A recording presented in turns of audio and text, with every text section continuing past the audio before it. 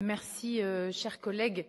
Alors nous tenons tout d'abord à saluer l'initiative du groupe L'Île Verte de remettre sur la table ce sujet de la piétonisation permanente qu'ils portent. On ne peut pas leur renier ça de façon extrêmement cohérente depuis longtemps et que nous portons, nous aussi, puisque dans notre programme 2019 pour les élections municipales de 2020, nous avions profondément détaillé nos propositions en termes de piétonisation de la Grand Place. C'est assez audacieux parce que qui aurait pu croire qu'après 5 ans, en arrivant en 2025, finalement, la majorité municipale en place se déciderait à s'exprimer positivement sur un sujet tant attendu des Lillois.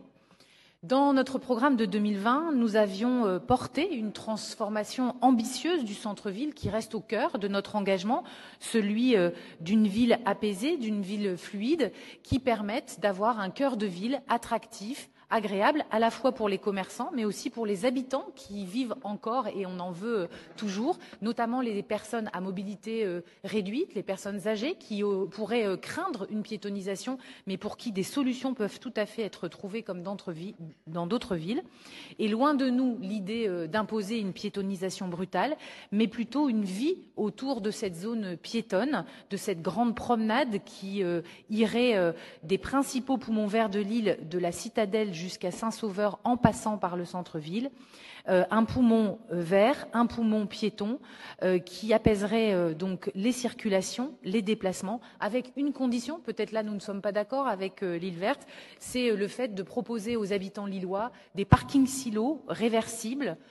aux abords proches de villes, permettant aux voitures de s'arrêter proches des stations de métro et de prendre ensuite des métros ou des vélotaxis dont nous appelions de nos vœux à un fort développement. Donc tout cela pourra être vu à l'aune des prochaines échéances, bien sûr, mais dès à présent, nous sommes extrêmement favorables à ce vœu et à son calendrier de mise en place, puisque l'été est propice à ce projet de mise en place de la piétonisation.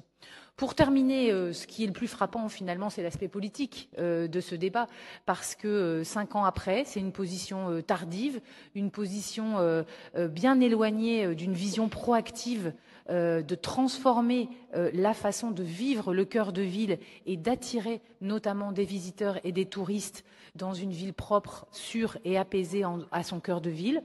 Pour nous, moins qu'un projet structuré, c'est plutôt une réaction opportuniste à la veille de 2026 qui peut-être est là sous la pression urgente de devoir moderniser la ville. Donc il ne suffit pas de voter un vœu, il faut agir et il faut aussi savoir l'appliquer avec une vision à long terme et une concertation permanente et continue avec les usagers de ces espaces. Je vous remercie.